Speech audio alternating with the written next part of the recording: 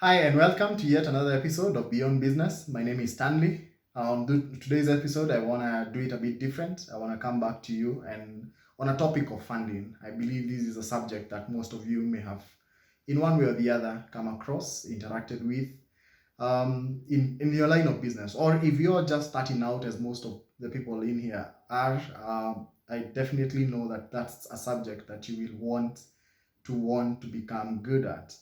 And my own experience has been that I've gotten funding from multiple sources, be it a mix of debt, equity, as well as grants. And I want to specifically focus on grant financing and what it can do for your small business, right? Especially right now when you're just thinking around, okay, how do I get out of maybe my current state of, small business, or where you're just yourself, you employ yourself. It's like you just created another employment for yourself, as well as maybe one or two other people. And you're wondering, how do you scale your operation from zero to 100,000, maybe in dollars, or zero to 100,000 in revenues? I mean, it's not foreign, and it's not something that has not been done before. We have seen kind of businesses such as Twiga raise over 5.5 billion in financing. I think right now they are 10 billion. You've seen, other businesses start up, then scale within such a short period of time. And in one way or the other, you may have wondered, what if that too could be your journey, and what would you do with, funding if it came your way? I'm sure you have an idea of how you can scale your operation. But one of the things that I've come to realize, including from an experience I've just had today, is seeking funding is not as straightforward as most people will tend to think. It's not just putting up your business plan. It's not just about having your right pitch in, the 3 second pitch, elevator pitch, where they always associate these to a 3 seconds meet up with a potential investor inside an elevator, and having a catchy uh, two, three sentences where you may get someone interested in your business, and for them to actually wipe out their check and write a certain amount for your scale. Now, that's what we see on Shark Tank. That's what we see on Dragon's Den. That's what we see on shows all around us. In fact, when you see news of people raising capital, you tend to think that it happened because they met the right people at that one particular time. In most cases in the US, especially in the Silicon Valley, it may have been an instance where you just met with the right person at the right time, and 6 months in, you have your millions.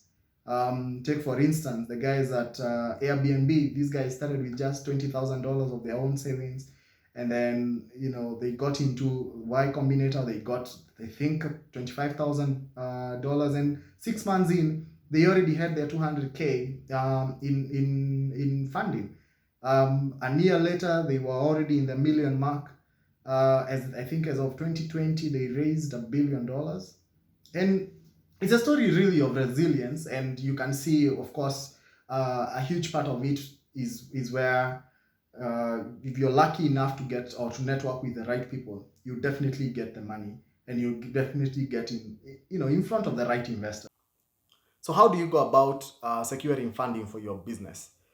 Now, while I joined Chandaria Business Incubation Center, there was an opportunity that was advertised by the National Commission for Science, Technology and Innovation. You can check them out. They are called NACOSTI nowadays, or NCISTI, or something like that. Now, it's a government department under the Ministry of Science and Technology and Innovation, and so they provided my first capital of about $6,000, which is 600,000 shillings, to pilot a lost and found solution. I had developed tags that you would ideally put onto your mobile phone, and or your keys, and diaries and the like.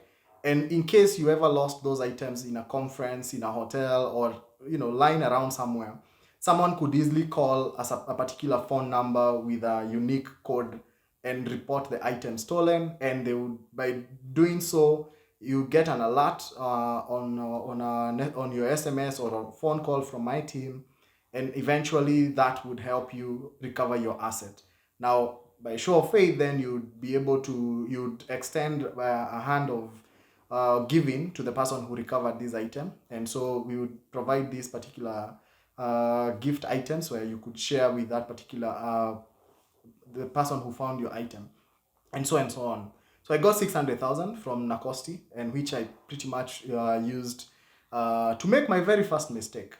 Now, ideally, when you're starting and you're making a business plan, you always think about the rosy business plan, the drawings and the designs that would wow the world. But rarely do you think what is the most efficient way to still achieve the goal that you had hoped to achieve without having to go beyond to overextend yourself.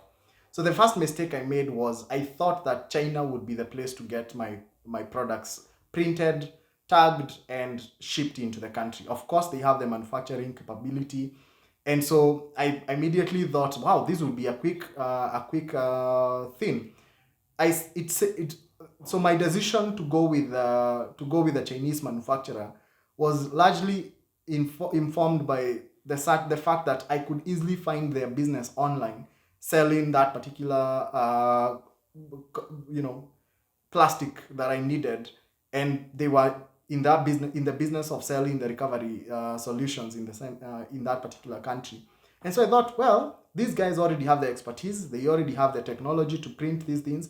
All I need is to give them a serial code sheets, and they would actually print it out on my cards. Now, I didn't think I could get the same solution done. Maybe it would have taken me longer if I had gone to Kirinyaga Road and just asked around and found the printers that could do that. But I was pushing for let me get the products in so that I can immediately embark on my get rich quick program. Now, I fell flat on my face. One thing is, when I sent out the money and I got the products delivered, shipped in, I realized that the products were not durable.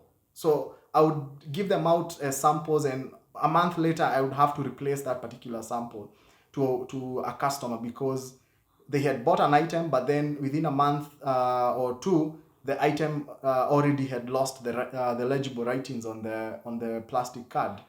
And so then they were not, and I had not gone through the process of refining the product before I fully committed to making a large purchase, and essentially ended up wasting all my money on that particular transaction. Now, the government, or rather most grant makers, give you funding in bits and bits.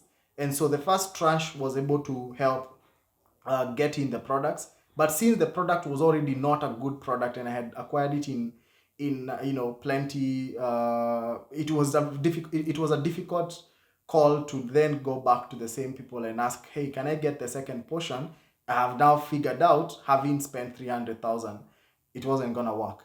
And so I abandoned that project and I took on another project, and I got into, again, a better learning process. In this case, I tried out the idea first, went around into the market, and pretty much what the idea was about the Maasai market. And I looked at that particular time, I had a couple of people who I was talking to abroad, and they didn't have these products sold in their the Maasai market products sold to their location. And so on just one instance where someone asks you, hey, where can I get a particular item, and I was like, hey, I can source this item for you, why don't I just go about, send me the money, I'll go and purchase it and I'll ship it to you. And immediately I thought, wow, if I managed to do this for one particular person, maybe there are others who are out there who are looking for that solution. And then I sat back and I asked, could this be a bigger problem? How do these vendors sell the products online?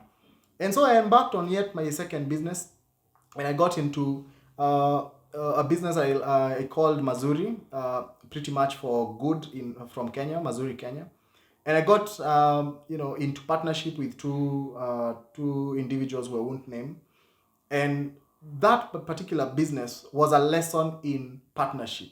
So whereas the business idea was good, the business idea was solid, I had the right framework, I had the right team members.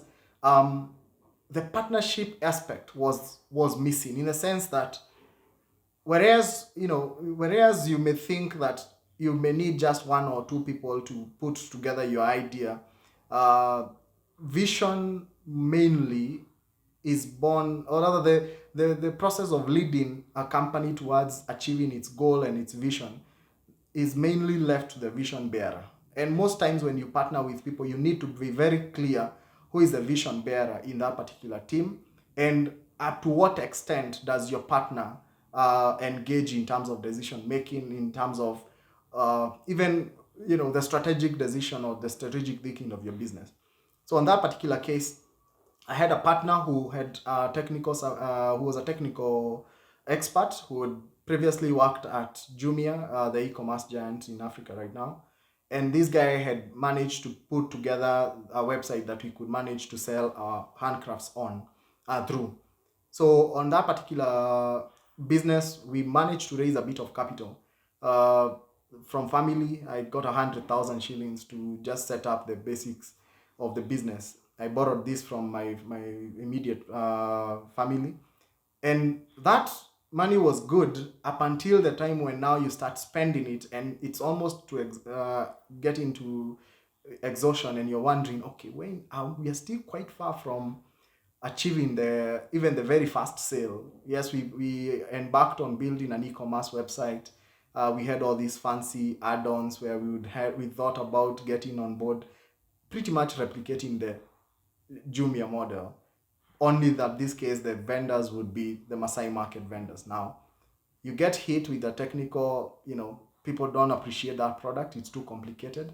The people you want you to do the work, which is okay, but then when it comes now to translation, now you need to go and secure more people who are willing to secure the contracts, to write to confirm that they can provide the item on consignment to you, and you will handle the logistics and shipping and then send them back their money. That business model worked, and to a fair degree, but we had partnership issues and had to split that business. Now, before splitting, I had also made an application to another organization for funding.